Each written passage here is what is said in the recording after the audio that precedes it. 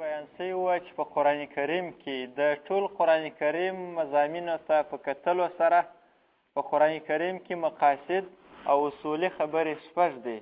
یو توحید دی، د توحید د الله د یووالي اثبات، بل د نبي علیه السلام رسالت او پیغمبري ثابتول، او بل د قرآن کریم اثبات، او څلورم د آخرت ثابتول، او پنځم جهاد د الله په لار کې، شپږم انفاق فی سبیل الله د الله په لار کې او د الله د رضا دپاره مال مصرفول.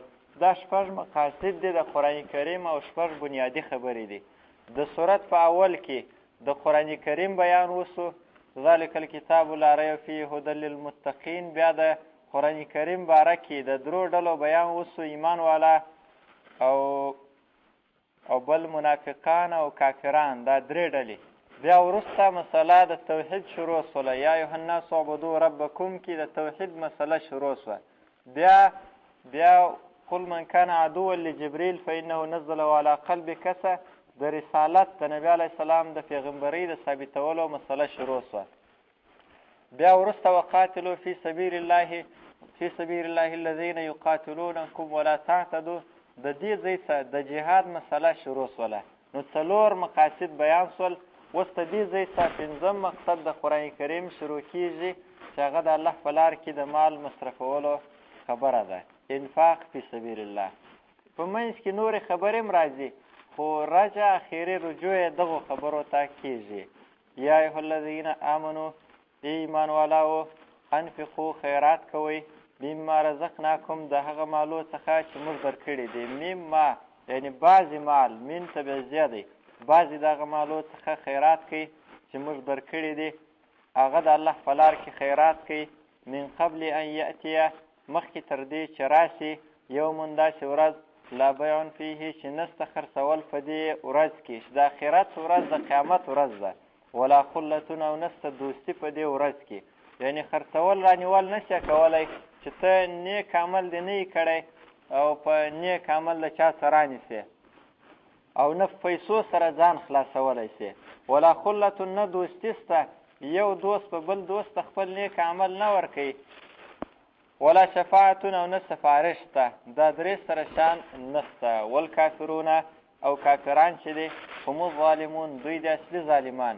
د آیات مقصد دا دی چې که وس یو څه کوئ د الله په لار کې خیرات وس وکړئ، دا موقع ده. خو کله چې قیامت رالی تر مرګ وروسته بیا دا کارونه نسئ کولی، نو دا موقع مه ضایع کوئ. لا بیع فیه ولا خلتون. سوره دې آیت څخه چې دوستي نسته، د دوستي څخه مراد د کافرانو مابینځ کې به دوستي نه وي، او د مجرمانو مابینځ کې، د نیکانو مابینځ کې د قیامت په ورځ هم دوستي سته. سوره زخرف 58 نمبر آیات 25مه سپاره کې دا بیان شوي دي چې د ایمان والا په مابینځ کې د قیامت په ورځ هم دوستي شته، او یو بل دوست ته به فایده ورکوي. 25مه سپاره سوره زخرف 58 نمبر آیات.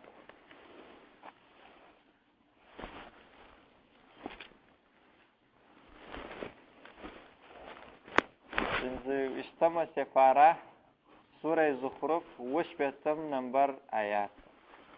الاخلاء، دوستان چې دي، یومئذین په دغه ورځ د قیامت به، بعضهم بعضې د دوی، لبعضین د پاره د بعضو نورو، عدو دشمنان وي.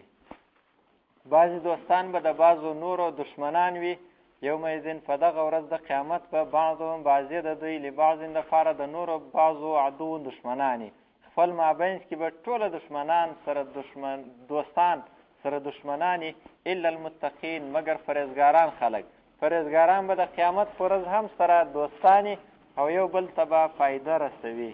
نو ولا خلتون څخه د مجرمانو دوستي او د کافرانو دوستي دا مراد ده چې دا به نه وي. ولا شفاعتون، او نه سفارش ته. شفاعت څه مراد؟ شفاعت قهري دی، په زوره شفاعت دا نسته.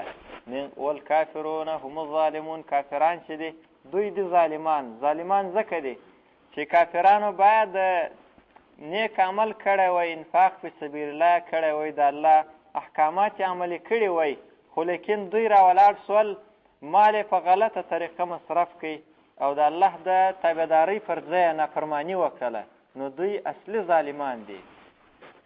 الله الله لا اله الا هو الحي القيوم